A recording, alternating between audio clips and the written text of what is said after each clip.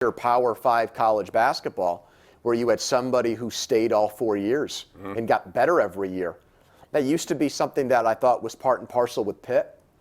But with the transfer rules and guys testing the NBA waters, we don't see a lot of Lamar Stevens. So when you get a guy like that stays for all 4 years, that's a big advantage. It really is. The other thing we're talking about is Major League Baseball, because it was an interesting thing that happened yesterday. Rob Manfred, apparently, commissioner, put this out there. Trevor Bauer didn't like it very much. He's an outspoken pitcher now with the Cincinnati Reds, formerly the Indians. He pretty much called Manfred a joke. Yep. He's the commissioner of the league, but it didn't stop him from calling him a joke. But what he's trying to put out there, and I want to get your reasoning for why they put it out there. But number one, it is a system whereby instead of 5 playoff teams in each league, you now will have 7. That will be 3 division winners, as well as 4 wild cards, not 2.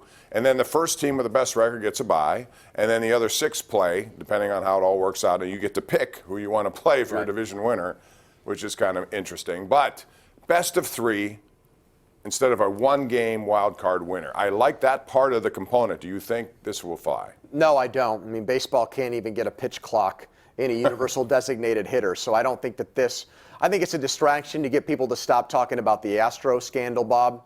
I think it's also the other functional or practical part of it is I think baseball's really got a problem where so many teams tank and quit on seasons and give up on seasons before they even start.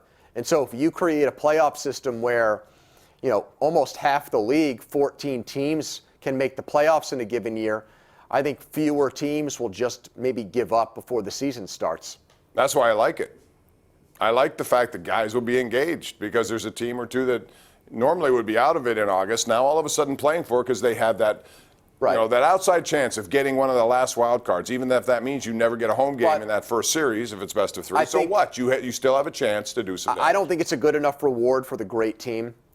I think you could definitely debate if you're, say, a 108-win team, like you're the Dodgers last year, do you really want to just, okay, October 1st, we play our last regular season game, then we wait a week until we play again? Or essentially, not a week. You wait about 4 or 5 days. But I don't know if that's just like it is now. But see, I don't think that's like, I remember Jim Leyland's Tigers team, I thought lost a World Series because they basically sat around and waited for the Cardinals for like 8 days.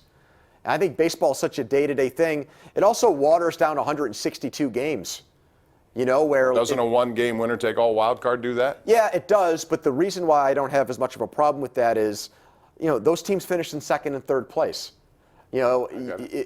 Your season comes down to a coin flip, but you know what? You have yourself to blame for that. The Pirates in 2014 and 2015 lost wild card games to great starting pitchers. If they didn't want to put themselves in that situation, well, then win 1 or 2 more games and win your division. I want to value division championships and a 162-game season. Maybe there's a better way to do it to satisfy your point, but I still like the fact that you would include 7 teams instead of 5. I do think there is a benefit to that. John Lucas on Twitter has this one for us, Andrew. He said, I try to get rid of Patrick Hornquist. He isn't worth $5 million, doesn't fit in, other than the 4th line. Do you agree? No, I disagree with that entirely. I respect John. I appreciate that he's watching the show. But look, I mean, how many guys do they have who are net front presences like Hornquist? Nobody. I don't think Zach Aston-Reese is that. He still plays in their top power play unit. So, yeah, I think, yes. Does he have diminishing skill? Is he the player he was when they traded for him, Bob? Probably not. But who becomes Patrick Hornquist? Who's the next Patrick Hornquist for this team? Well, Zach Aston-Reese is supposed to be, but you're right. He's not the same. Hornquist has that unique ability of going in there, taking a beating, and coming back for more. Let's go to the lines here. We have Bill in Mount Lebanon. What's up, Bill? How you doing? You can ask now. Bill. I can ask you the question. Yes. Go ahead. You're on the air, man. Okay. How you doing, Bob? All right. What's up?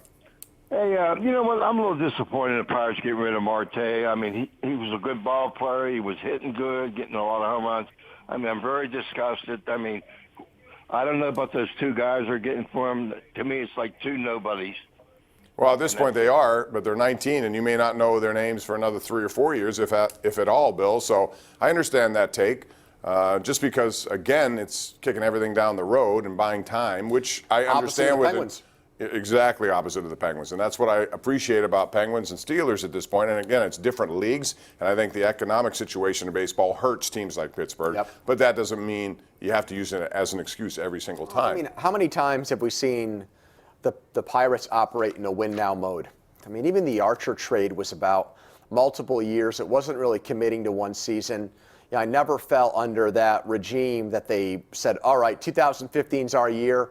Let's throw everything we can into this season. And it never showed up with the payroll. No. Right? I mean, and that's when it should have. Oh, right. I mean, look at the Royals. Okay, so right now they're down in the dumps. They were terrible last year. They're probably going to lose another 100 games. But to me, it was worth it. They went to back-to-back World Series. The following year after they lost the World Series, Bob, what did they do? They traded for Johnny Cueto. They traded for Ben Zobrist. They signed Kendry Morales. Right. Their payroll was like 13th in baseball. Okay.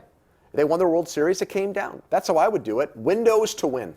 Don't try to go 78 and 84 I every agree, year. but I still hate a system whereby then you have to me sell too. off for the next 7 years. You got to be crap. I agree. And I think that's where something Baseball's needs got to big change, problems. but it will not change because everyone seems to be happy with the money. All right, now it's time for the tweet of the day. And we have it for you. It's Tri-State Tweet of the Day, the Tri-State Furniture. And then this one comes to us from Jason Mackey, our friend at the Post-Gazette. He says, Joe Musgrove with an interesting quote on the Astros' sign-stealing mess. If MLB did an investigation as thorough as they did on the Astros with every team in baseball, they're going to find a lot more than they want to find. That's what Jason Mackey wrote. Joe Musgrove said that today. That's our Tri-State Tweet of the Day. That's interesting to me because that means if they want to really dig hard, they're going to find me. They don't want to dig hard, I don't think. Well, no, because they don't want a huge scandal. They already have one on their hands. Joe Musgrove must be a Patriots fan. That's how he sounds. I mean, that's what Patriots fans always say. You know, Spygate wasn't that big of a deal because if you ain't cheating, you're not trying. Everybody's You don't doing it. believe him? No, I don't. I think other teams might have tried to gain an advantage, but I don't think that they pushed the envelope as far as the Astros did. And if it's true, Joe, pull a Mike Fiers. Tell us who. What other teams? I like that.